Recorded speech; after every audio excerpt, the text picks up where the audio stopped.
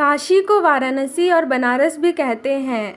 यहाँ के घाट बहुत ही प्राचीन और प्रसिद्ध हैं। यहाँ पर मणिकर्णिका घाट के साथ ही गंगा घाट, दशाश्वमेध घाट, 80 घाट सहित कई ऐतिहासिक घाट देखने लायक हैं। 80 घाट की गंगा आरती को देखने दूर दूर से लोग आते हैं। यहाँ के मणिकर्णिका घाट बहुत ही पवित्र और महत्वपूर्ण माना जाता है।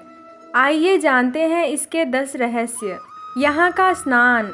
यहाँ पर कार्तिक शुक्ल की चतुर्दशी अर्थात वैकुंठ चतुर्दशी और वैशाख माह में स्नान करने का खास महत्व है। इस दिन घाट पर स्नान करने से हर तरह के पापों से मुक्ति मिल जाती है। श्मशान घाट। गंगा नदी के तट पर यह एक श्मशान घाट है जिसे तीर्थ की उपाधि प्राप्त है। कहते हैं यहाँ की चिता की आग कभी शांत नहीं होती है। हर रोज यहाँ 300 से ज्यादा शवों को जलाया जाता है। यहाँ पर जिसकी भी अंतिम संस्कार होती है उसको सीधे मोक्ष मिलता है। इस घाट में 3000 साल से भी ज्यादा समय से ये कार्य होते आ रहा है। वैश्याओं का नृत्य। मणिकर्णिका घाट में चैत्र नवरात्रि की अष्टमी के दिन वैश्याओं का विशेष नृत्य का कार्यक्रम होता है। कहते हैं कि ऐसा करने से उन्हें इस तरह के जीवन से मुक्ति मिलती है। साथ ही उन्हें इस बात का भी उम्मीद होता है कि अगले जन्म में वे वैश्या नहीं बनेंगी।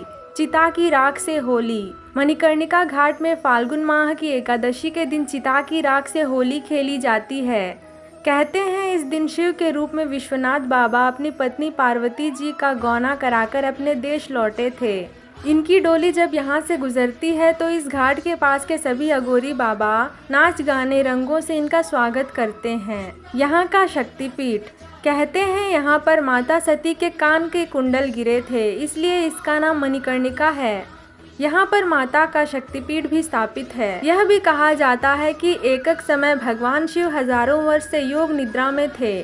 तब विष्णु जी ने अपने चक्र से एक कुंड को बनाया था, जहाँ भगवान शिव ने तपस्या से उठने के बाद स्नान किया था और उस समय पर उनके कान का कुंडल खो गया था जो आज तक नहीं मिला। तब से उस कुंड का नाम मणिकर्णिका घाट पड़ गया। काशी खंड के अनुसार गंगा अवतरण से पहले इसका अस्तित्व है। श्री हरि विष्णु ने किया था पहला स्नान। कहते हैं कि मणिकर्णिका घाट पर भगवान विष्णु ने सबसे पहले स्नान किया, इसलिए वैकुंठ चौदस की रात के तीसरे प्रहर यहाँ स्नान करने से मुक्ति प्राप्त होती है। यहाँ पर विष्णु जी ने शिव जी की तपस्या करने के बाद एक कुंड बनाया था। कुंड से निकली थी प्रतिमा।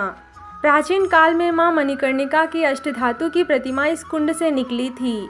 कहते हैं कि यह प्रतिमा वर्ष भर बृहन्नाल स्थित मंदिर में विराजमान रहती है, परंतु अक्षय तृतीया को सवारी निकालकर पूजन दर्शन के लिए प्रतिमा कुंड में स्थित 10 फीट ऊंचे पीतल के आसन पर विराजमान कराई जाती है।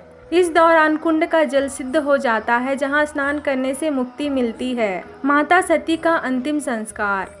यह भी कहा जाता है कि भगवान भोलेनाथ जी द्वारा यहीं पर माता सती जी का अंतिम संस्कार किया गया था।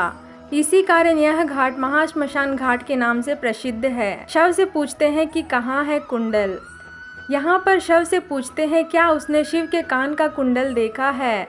ऐसा भी कहा जाता है कि जब भी यहाँ जिसका दाह संस्कार किया जाता है, अग्निदाह से पूर्व उससे पूछा जाता है क्या उसने भगवान शिव के कान का कुंडल देखा है। माना जाता है कि भगवान शिव अपने औघड़ रूप में सदैव ही यहाँ पर निवास करते हैं।